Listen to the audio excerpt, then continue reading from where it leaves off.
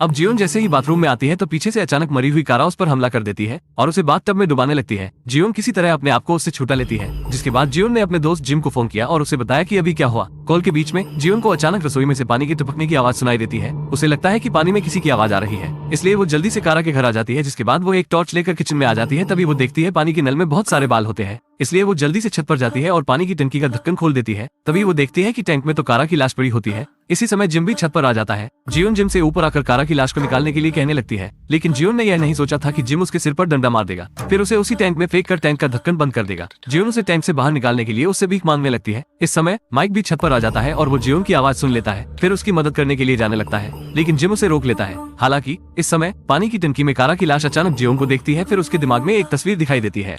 कुछ दिन पहले जिम काम के बाद कारा को देखने आया था, लेकिन उसने माइक को अपनी प्रेमिका के बिस्तर पर लेते हुए देखा। इससे वो पूरी तरह से क्रोधित हो गया। जिम ने कारा से पूछा कि उसने उसे धोखा क्यों दिया। कारा उसे समझाती रही कि ये सब उसके साथ ज्यादा नशा करने के चक्कर में हो गया, लेकिन जिम, जो पूरी तरह से गुस्से में था, उसे बिल्कुल भी उसकी बात नहीं सुनाई दे रही थी। उसने कारा को एक हाथ से दूर धकेल दिया। परिणाम स्वरूप वो बहुत मजबूत था। कारा के सिर का पिछला हिस्सा बाथटब से जोर से टकराया और मौके पर ही उसकी मौत हो गई। अपनी गर्लफ्रेंड को अपने सामने मरता देखना ही वो केवल दुखी था, बल्कि वो उसे जहर देने की योजना भी बना रहा था। उसने जल्दी से वहाँ सारे सामान को साफ किया, फिर कारा के शरीर को बिस्तर पर ले जाकर लेटा दिया। जब माइक उठा तो उसने कारा को अपने पास मृत पाया। तभी अचानक से जिम ने वहाँ पर आने का नाटक किया। फिर उसने कारा की मौत का जिम्मेदार उसे बना दिया। फिर वे लड़े। अपना गुस्सा निकालने के बाद उसने भाई बनने का नाटक किया और वो लाश को ठिकाने लगाने के लिए तैयार हो गया। फिर उन्होंने कारा के शरीर को छत पर ले जाकर पानी की टंकी में फेंक दिया। सच जानने के बाद जियोन ने माइक को सब सच बता दिया। इस समय माइक को एहसास हुआ कि उसके साथ कितना अन्याय हुआ है। जिसके बाद वो गुस्सा होकर जिम की तरफ दौड़ा और जिम को मारने लगा। उसने जल्द ही जिम को नीचे गिरा दिया, लेकिन जब वो अपने चाकू से जिम को जान से मारने वाला था, तभी वो अचानक हिचकिचाया। फिर वो पानी की टंकी में चढ़ गया और पहले जियोन को बचाने जाने लगा,